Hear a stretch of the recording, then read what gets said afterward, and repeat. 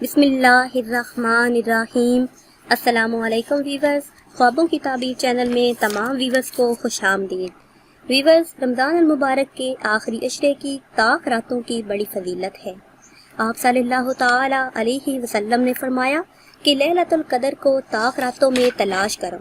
سب سے پہلے جو طاق رات آتی ہے وہ 21ویں رات ہے، رمضان المبارک کی 21ویں رات۔ اس رات میں عبادت تو کرنی ہے، تلاوت تو کرنی ہے، ذکر و اذکار تو کرنا ہے، نوافل تو پڑھنے ہیں، لیکن اس رات کا بہت ہی خاص وظیفہ اور اس کا خاص فائدہ آج آپ کو بتائیں گے، تاکہ اس کی برکتوں اور اس کی سعادتوں سے ہر بندہ فائدہ اٹھا سکے۔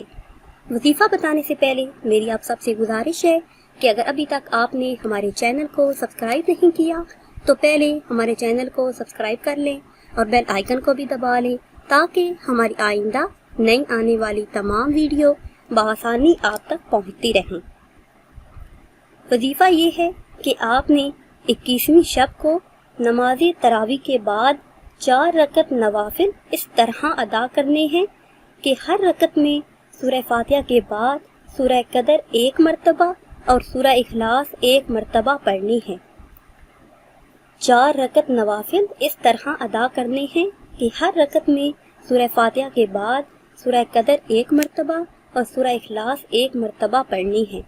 یہ نوافل آپ نے 2 کر کے ادا کرنے ہیں، پھر سلام پھیرنے کے بعد اسی جگہ بیٹھ کر دعا مانگنی ہے۔ تو انشاءاللہ عز و جل جس مقصد کے لیے آپ دعا مانگیں گے وہ ضرور قبول ہوگی۔